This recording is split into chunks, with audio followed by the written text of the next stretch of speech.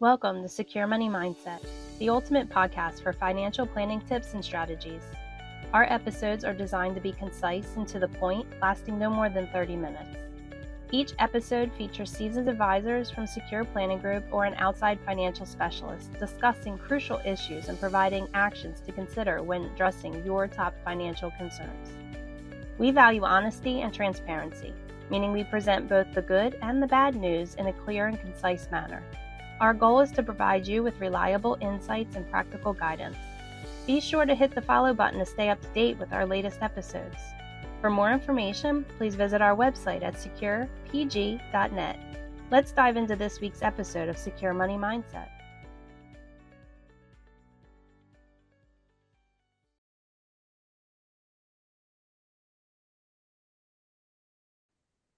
Hello, and welcome to this week's episode of the Secure Money Mindset podcast. My name is Nate Borrmann, host of this week's episode and a financial advisor with Secure Planning Group. And today I have Mackenzie Ellis from GradFin. Mackenzie, how are you doing today? I am doing well. Thanks so much for having me. Yeah, absolutely. Mackenzie is part of GradFin.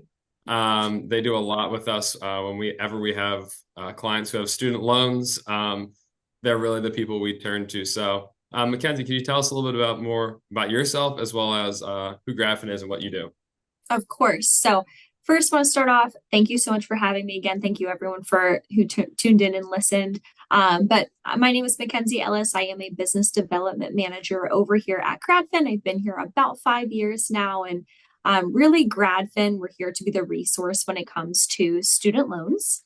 We take a pretty holistic approach when it comes to student loans, where a lot of times when people talk about student loan restructuring, what should I be doing? What should I be doing with these federal student loans? They think refinancing is going to be the only option, and definitely an option, but definitely not the only one. And it's so important to be going over all of the different federal repayment structures, forgiveness options, and obviously refinancing can be an option, but you really want to take a holistic approach, really taking a look at the big picture there, which is exactly what GradFin does. We do this via a 30-minute, completely free of charge consultation call with one of the members of our student loan expert team. I'm personally like I said, manager on our business development team, so I do not conduct those, but I can help schedule them, answer any questions about them as well. But that's a little tidbit about GradFin and how we can help in that area.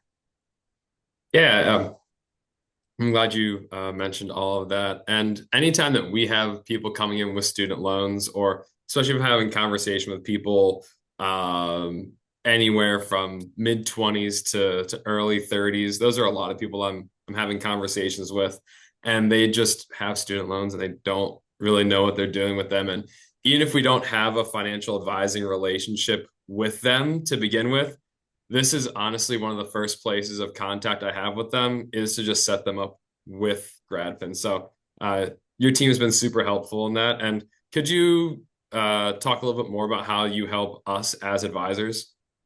Yeah, of course. So with that, we're able to help your clients ultimately save the most money they possibly can. Student loans are just a very intricate topic. We don't expect you to have all of the knowledge on it. We don't expect borrowers to have all of the knowledge on it. And as we're going to, I'm sure, jump into in a few minutes down the road, student loans are a very dynamic and complex place. There's been a lot of changes literally every single week for the last 5 years, ever since COVID happened. So there's a lot of changes with student loans. And like I said, we don't expect everyone to have all of those answers.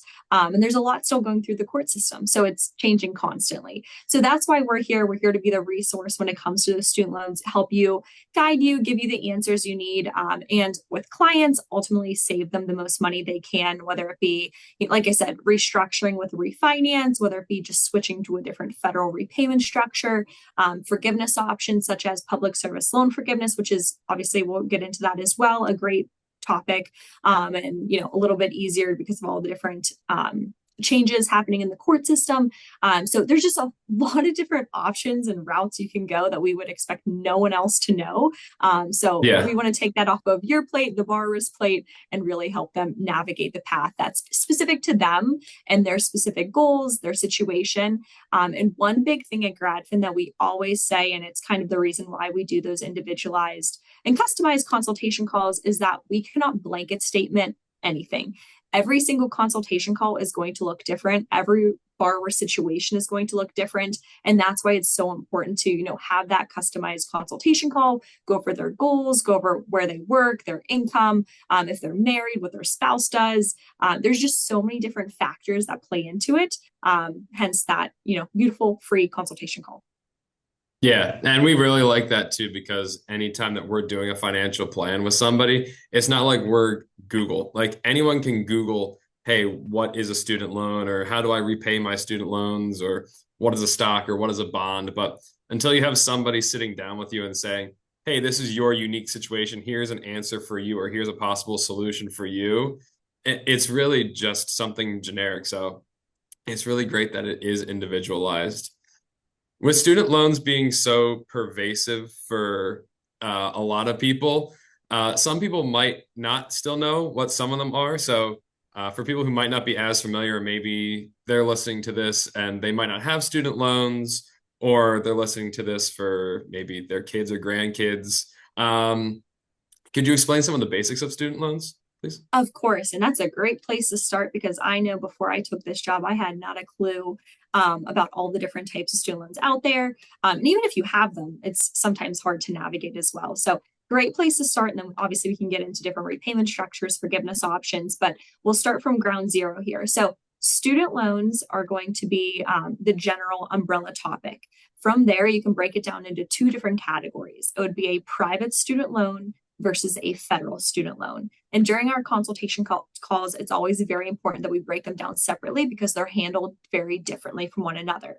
So with private student loans, a private student loan will be your Discover loans, your Sally Mae loans, any bank down the street, any credit union. I live in Pittsburgh, Pennsylvania. We have PNC Bank, anything like that. That's going to be your private student loan. With private student loans, really, you get them for undergrad, you can get them for grad school, tech school, trade school, pilot school, beauty school, whatever after high school schooling you're doing, you can most likely get that private student loan. Interest rates for student loans, whenever you originate them, typically fall, I'd say, in the middle of some federal student loans. But the downfall, I won't say downfall, but the one restriction with private student loans is that it comes with very restricted repayment options. When I say restricted repayment options, there's literally one. It's you're paying the correct time every single month until your loan is paid off. And there's really no wiggle room from there. So whenever you're looking at private student loans and different options for them, there's only one option to look at, which makes it really simple on our end. And that is simply just to refinance if it makes sense. So with private student loans, all we do is look at the interest rate. If it's a high rate, go lender, look to refinance, which is really straightforward. One thing I forgot to mention before, whenever I was giving an introduction to GradFin, at GradFin, we basically act as a broker in the relationship. So we utilize, it's about 15 different lending partners on our platform that we can shop rates with and help that borrower, get the most competitive interest rate on the market. We have all of the big lenders on there.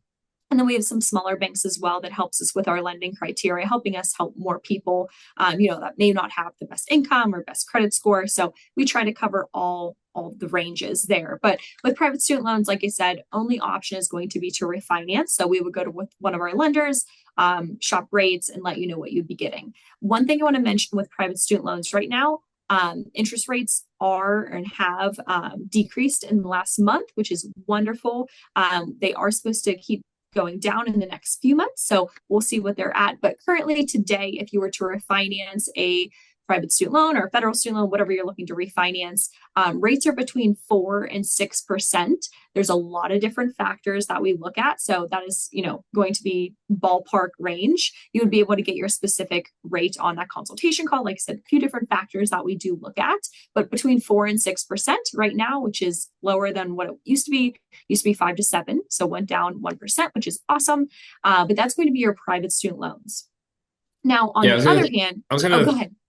I was going to throw one thing on the private student loans, because I feel like a lot of people who have had them, more recent college graduates, they already have that lower rate.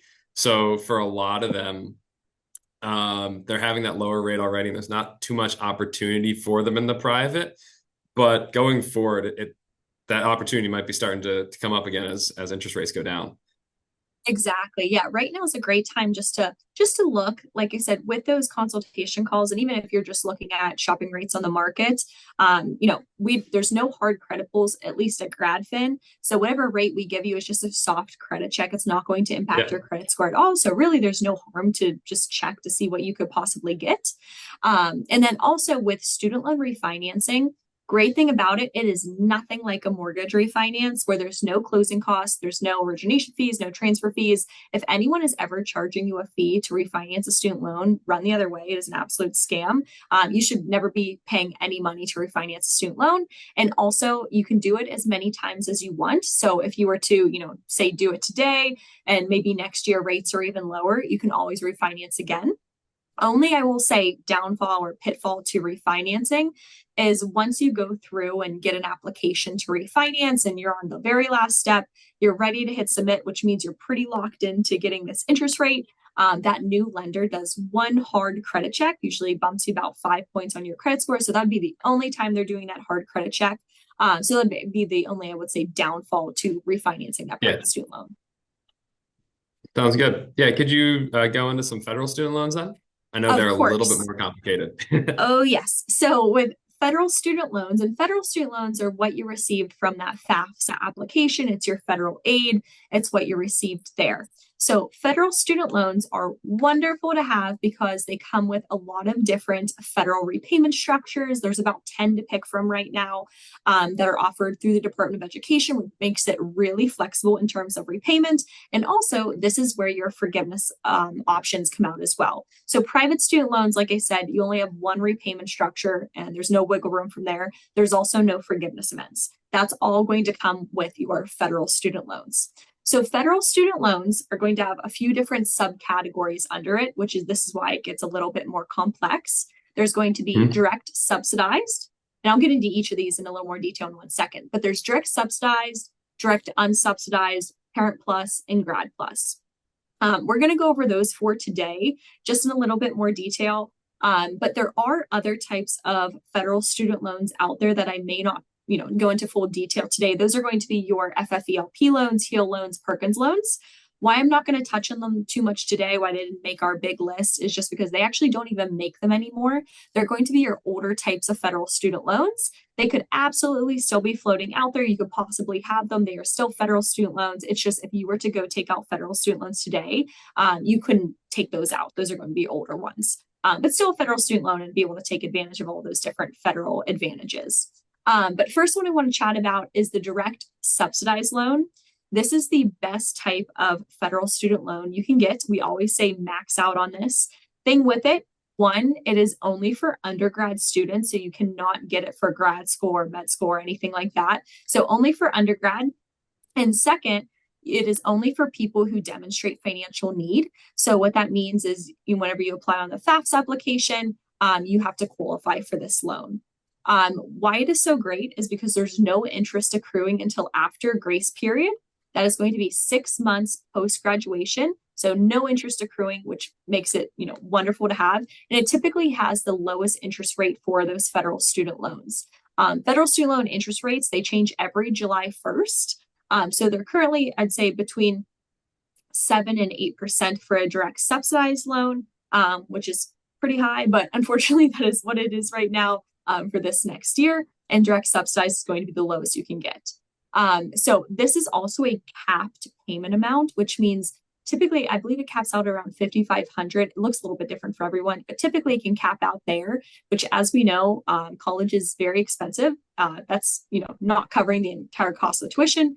It may, but most of the time it's not. So you do have to seek most aid. likely not. Most likely not, unless you have a great situation, but you have to seek aid elsewhere. That brings us into our direct unsubsidized loan. So still a great student loan to have. We also say max out on this one. You can get this one for undergrad and grad school. So it's not limited to just undergrad. This is not based on financial needs. So everyone typically receives some type of this. The only difference with this one is that the interest accrues during school. So as soon as you take out a direct unsubsidized loan, it begins to accrue interest. So that's the biggest difference there. but it does have the exact same interest rate, competitive interest rate as that subsidized loan. So even these together, and also I should mention direct unsubsidized is also a capped amount, typically around 5,500. So even direct subsidized and unsubsidized together still is not covering the entire cost of that tuition. So that comes into play the plus loans, which are going to be your Parent Plus and your Grad Plus loans. Exactly what the names entail. I'll start with Parent Plus. Parent Plus is exactly what that name, portrays. It is in the parent's name, not the child's name. Typically, this comes with a pretty, I don't want to say pretty high, but higher interest rate. It's just shy of 10% right now, which, as we know, is a lot higher than that subsidized and unsubsidized. But the Parent Plus loan, one thing I want to say that we see at GradFin a ton, there's a common misconception, is that it has honestly nothing to do with the child, except it is paying the child's tuition. It is completely in the parent's name, which makes it the parent's responsibility to pay back. Maybe the parent and the child have some type of agreement that, the child's going to be paying on it after they graduate and the parent can just sit in the back seat. But ultimately, when it comes down to it, if a payment's missed, if something happens, it is, the parent's responsibility. It's going to impact the parent. And also for forgiveness reasons, which we'll get into, I'm sure, a few minutes down the road. But for forgiveness reasons, it's going to be completely based on that parent, not on that student. That's one good thing to know about Parent Plus loans is that completely the parent's responsibility, parent's income, parent's name. With the other, go ahead. I was going to say one important thing about that too is I'm glad you're going into all of these different types of loans too, because a lot of borrowers might not really know what they're getting into in the beginning until they have some of these sorts of conversations that are more informative. Because you might have somebody whose parent has like $100,000 of loans with them, and God forbid their son or daughter passes away. Like if they don't have life insurance in place, like that's why it's important to have these planning conversations in conjunction with these conversations to make sure they have a full holistic idea of what are the scenarios if this, that, or the other thing happens. Exactly. And one other thing I want to mention about GradFin in our consultation calls, obviously we can help with after the borrower has graduated, going over all those different repayment structures, everything like that. But we also can help on the front end also. So unfortunately, we can't help with the FAFSA or anything like that. We always say complete the FAFSA, get your federal aid, and then we're happy to have a conversation with you. So we can have a conversation with anyone that just got their FAFSA completed, has their federal aid. We can go over, what specifically you received, answer any questions, point you in the right direction. Like I said, we are always saying max out subsidized and unsubsidized. And then we can go over different options with those plus loans, or maybe you want to take out a private student loan. We can always originate private student loans. So there's just a lot of different options, and there's no wrong option with, originating these student loans. It's really completely up to the student and the parent to see, what's going to be best for them. So we're happy to have a consultation call even before you're, in repayment. Yeah, no, that's great. Were there any other federal loans you wanted to discuss, or did you want to jump into some of the different repayment plans? Just one more. I just want to go over Grad Plus really quick, and then that'll round out all of the different federal student loans you can take out today. So Grad Plus is just for grad school only, exactly what the name entails, but this one's going to be in the student's name. It is the exact same interest rate as Parent Plus, so just shy of 10%. But the thing with the 2+ loans, it has an uncapped amount, which, like I said, for unsubsidized and subsidized, they cap out at 5,500. The plus loans are, honestly unlimited. So they can cover the rest of tuition that's not covered with those subsidized or unsubsidized or a private student loan. We can cover the rest with that plus loan. So those are the 4 types you can take out today. Like I said, direct subsidized, direct unsubsidized, Parent Plus, Grad Plus. And like I said, we're always happy to answer any questions on that consultation call, because I know that was a ton of information.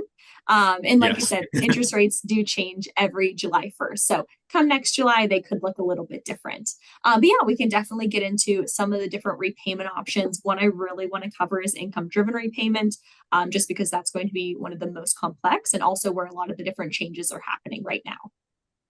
Yeah, sounds good. Yeah, I had a couple follow-up questions on that. So yeah, go ahead and go ahead and start talking about IDRs, and we'll kind of talk about it as we go through.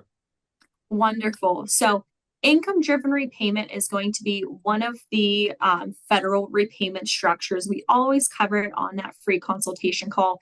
But why I want to cover it today is for two reasons.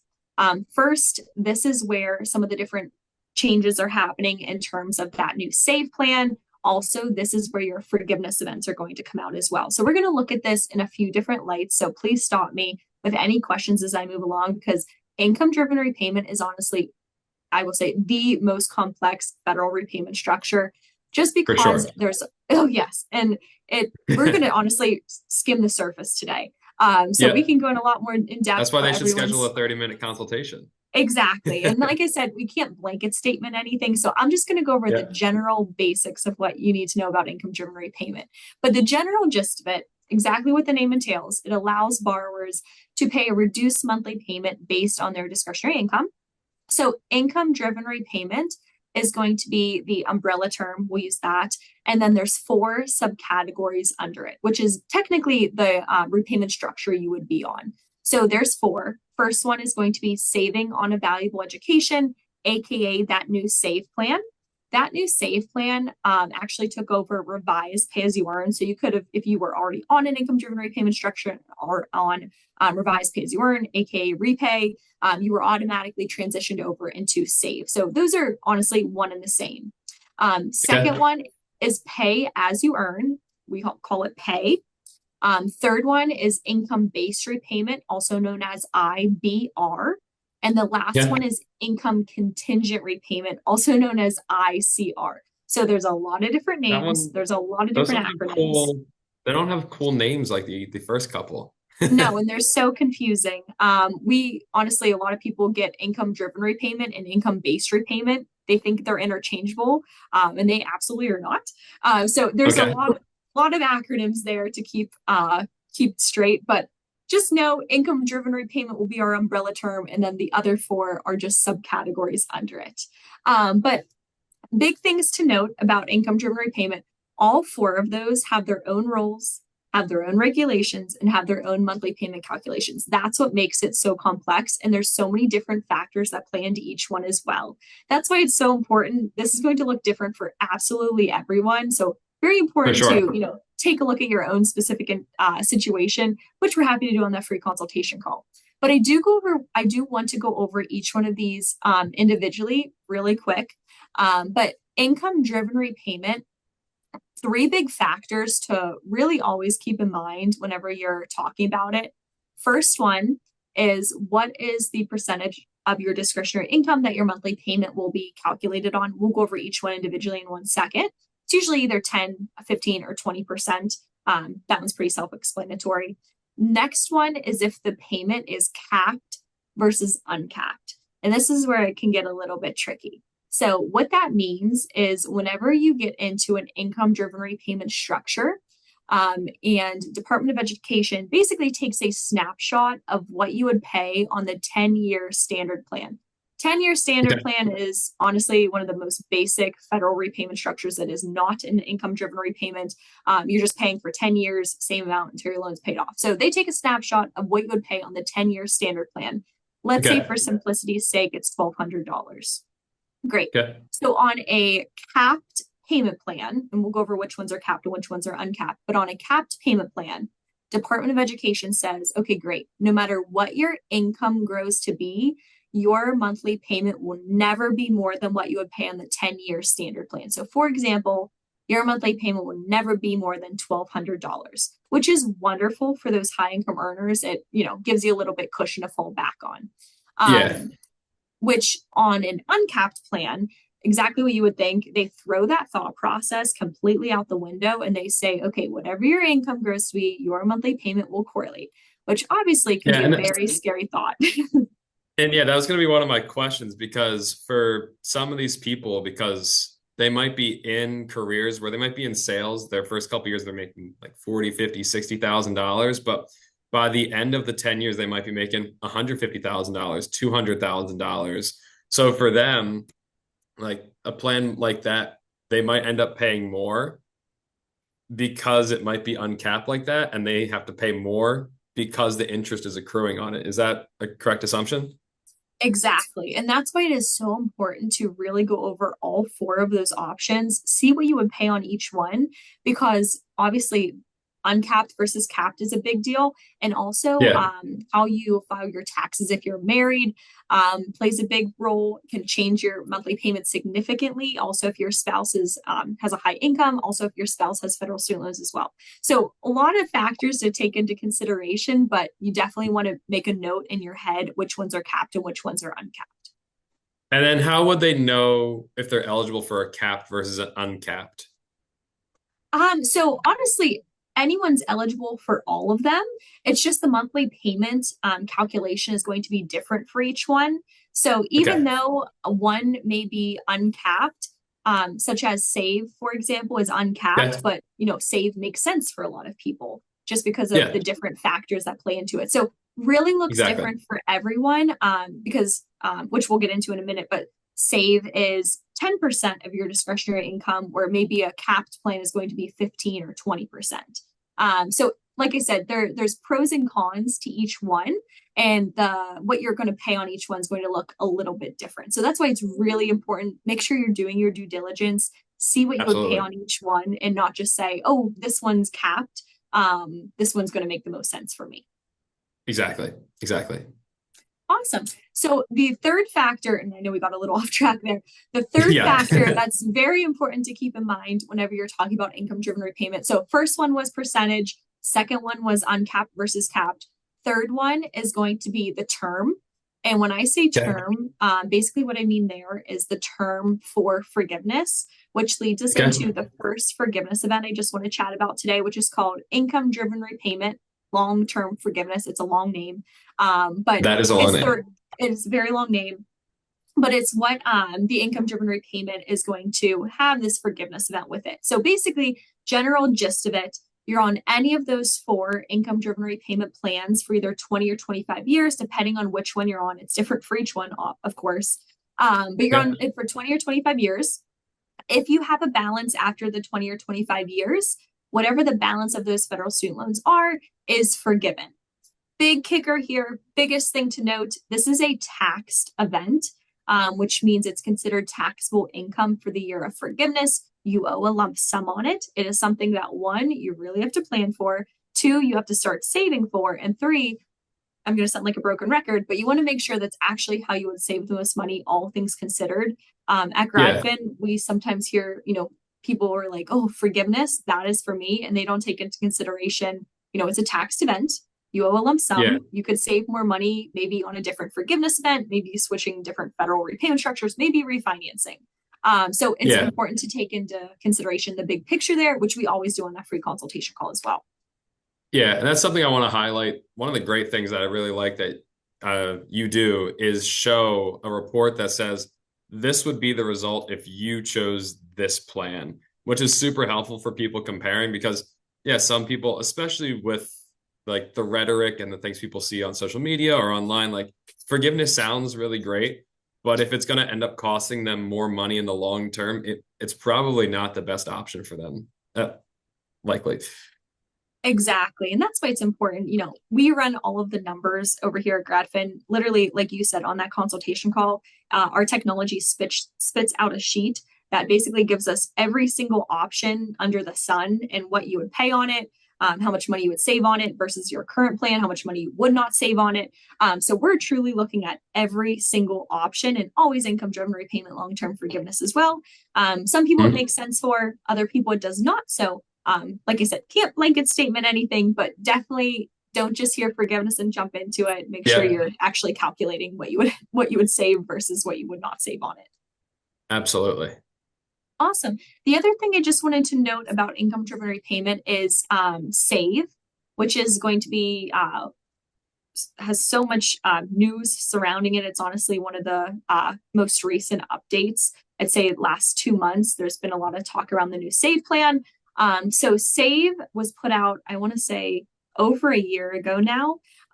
But in the last few months, I believe it was late June, it actually got pushback from two judges. So it has to go through the court system now.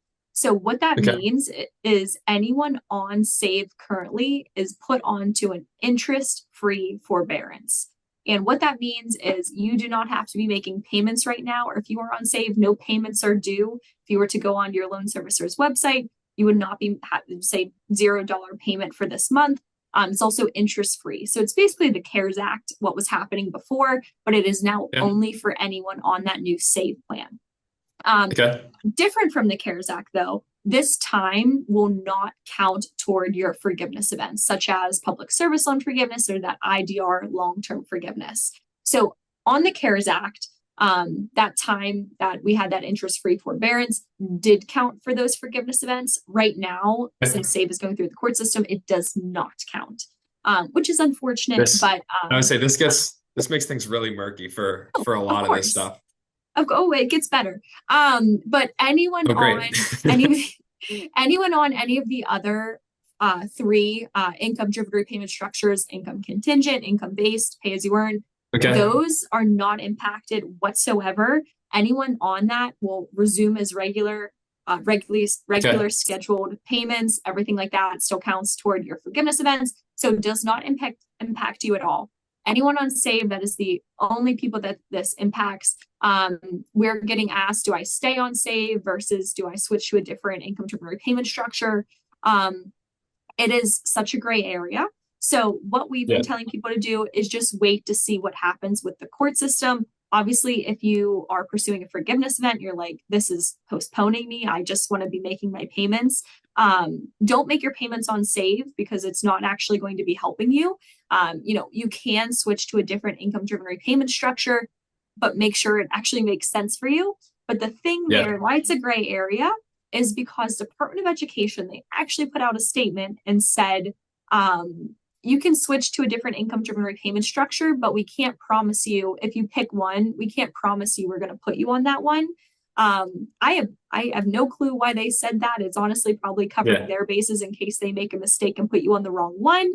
But to me, that's a slight red flag, and could, harm you more than it could help you. So that's why we're just telling people to hold tight on that Save plan, that interest-free forbearance. It is going through the court system. They gave us absolutely no timeline, so we can't say when it'll be, have a final decision, but hopefully in the next few months we do. They did actually, so last week, they basically, end of June, they said, you actually can only do paper applications if you wanted to switch to a different income-driven repayment structure, which makes it so much fun. But the good news there is last week, they actually opened back up the electronic versions. So if you did want to switch, you do have the option to use the electronic version, which I don't want to say speeds up the process to switch too much, because they are definitely behind in processing the paperwork, but definitely better than a paper application. That is one big thing to note about that Save. But right now it's, like I said, slightly a gray area. It's a great program. There's a lot of people on it. But like I said, honestly, right now it's just more of a waiting game to hear what the courts say. Sounds good. Yeah, and then I know you talked about the on Save, the loan forgiveness being paused right now, that time clock being paused. Could you talk about who might possibly be eligible for forgiveness and how people have that clock going for them?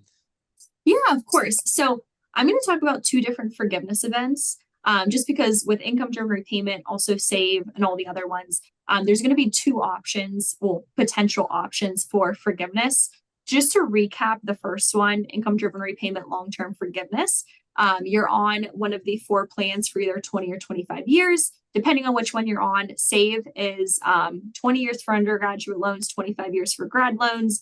Pay-as-you-earn is 20 years. Income-based repayment is 20 or 25 years, depending when you took out your last student loan. And then income contingent repayment is 25 years. Like I said, looks different for everyone. We can let you know what your specific timeline would be on that consultation call. But with it, you pay for either 20 or 25 years, whatever the balance is after the 20 or 25 years is forgiven. Taxed event. Big thing to note, that is a taxed event. Perfect. We're going to set that one aside.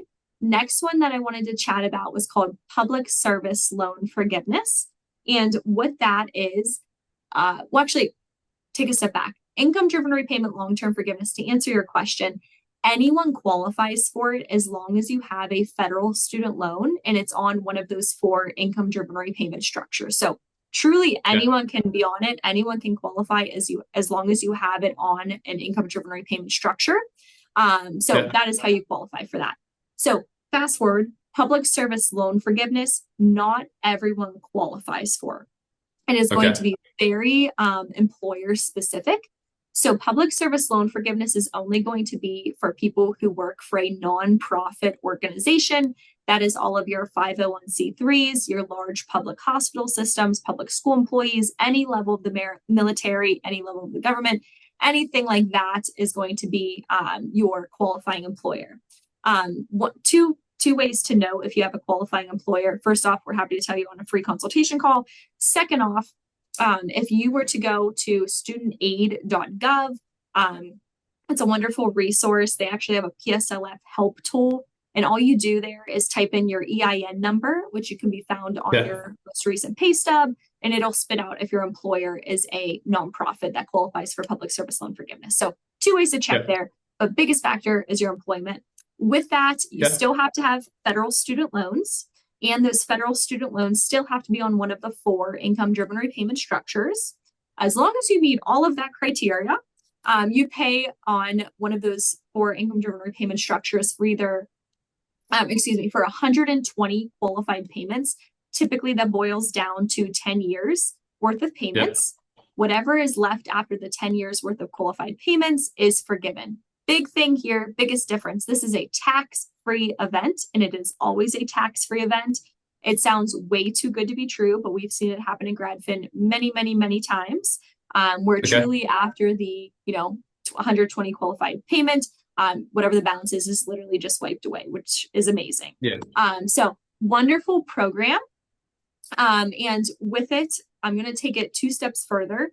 So there was something out there called a one-time account adjustment. It did expire this summer, but what we were able to do during that time was go back, retroactively count payments that would not qualify for public service loan forgiveness. So what I mean there is maybe you weren't on a income-driven repayment structure, maybe you missed a payment, maybe you made a late payment, whatever it may be, as long as you were working for a qualified organization, we could go back and count those payments. Good news for anyone pursuing this, you did not have to do anything specific to take advantage of this. So even though it's expired, it could still potentially impact you, because as long as you were working for a qualified employer, basically Department of Education, those payments are going to count for you. Correct. So, and there's nothing you had to do to be able to take advantage of that. So nothing you had to check on the studentaid.gov website or go into your loan servicer and say, hey, that's good news for a lot of people here that was expired. Yes. So it did expire, but you can still take advantage of that. And Department of Education is working on getting all of that updated on studentaid.gov. Like I said, they are very, very behind. So they said they would be done with this in summer, and we're almost in winter and they're still not done. So give them some time, but it will be updated. Second thing I wanted to note, and I chatted about this a little bit more before, was the CARES Act. From March of 2020 up until repayment began in October of 2023, that entire time, as long as we were working for a qualified employer, counts toward your 120 qualifying payments as well. So that's a lot of free payments that you could potentially get. So that's why, honestly, right now is a wonderful time to be in public service loan forgiveness, because you could be even closer to forgiveness than you thought without you really having to do anything. One other thing I wanted to mention, with a one-time account adjustment, we've seen people that work for their qualifying organization for 10 years plus, which means you're at 120 qualified payments. So literally you could just get your loans forgiven then. So if that's the case, you should still be paying on your loans, but you could potentially get a refund whenever they get to processing your specific account. Wonderful time. There's a lot of things put in place to help people in terms of public service loan forgiveness. So wonderful time to be in it. I did want to mention, it does have some, I don't want to say downfalls, but it comes with a very high rejection rate of forgiveness. So just a little bit of history on public service loan forgiveness. It was put into place in 2007 under the Bush administration. So what that means is 10 years after first round of applicants could get forgiven in 2017, 99% of people got rejected at the time of forgiveness, which is not great. That's crazy. Not great. Fast forward to today, we are currently at a 95% rejection rate, which still isn't great. But reason why is because and what we hear at GradFin, a lot of people don't understand all that goes into public service loan forgiveness. A lot of people just say to us, I work for my qualifying employer. Whenever I hit 120 qualified payments or my 10th year, I'm going to turn in the application. My loans are going to get forgiven. No, we wish it was that simple. We really do. But you have to do a lot of paperwork with this, and not only a lot of paperwork, every single year you have to complete paperwork for this, which a lot of people don't understand, don't do. And also that's how you get your qualifying payment actually counted. So a lot that goes into it. It is still an amazing program. You just want to make sure you have your ducks in order. At GradFin, we do offer a membership program here, just basically help you stay in compliance, help you get to forgiveness. We have a 100% success rate. We're here to do all of that paperwork for you. So really just to take that workload off of the borrower's shoulders and onto ours. This is the only thing at GradFin that does come with a fee. It is $549 annually. If you do open a checking account, it's called Freedom Plus checking account with our sister company, Laurel Road, you get a $200 discount. So it would be $349 a year. But like I said, really, we're here just to help you stay in compliance, just a value add that we offer. You do not have to join. But, obviously a lot of people, the rejection rate kind of scares them. So they say, I would rather just hand it over to the professional, kind of like how people get their taxes done for them, just for that peace of mind, knowing that I'm actually going to get my loans forgiven at the end. But like I said, if you want to join, great. If you don't, consultation call is still free of charge. We can still, answer any questions, point in the right direction. It's just, we wouldn't be doing your paperwork for you. Sounds good. Awesome. And then only other thing I wanted to mention was just a little bit more about that private refinance really quick. So 3 big factors that the lenders look at if you were to want to refinance, just because like we were talking about before, rates are really competitive right now. So I know people with private student loans are kind of wanting to take a look at what their interest rate may be. 3 big factors the lenders look at going to be income, debt to income ratio, and your credit score. Like I said, we have 15 different lenders on our platform. So which means it allows us more flexibility in terms of, you don't have to be making over $100,000 to see a competitive rate, which makes it, a lot easier on the borrower's end to, be able to see that 4 to 6% range. So we can go over all of that on that free consultation call. We give you the exact rate on that consultation call. But one big thing to note, and why I wanted to bring this up again was because I forgot to mention before, but big thing to take away from this, once you refinance a federal student loan, it becomes private and you lose all federal privilege.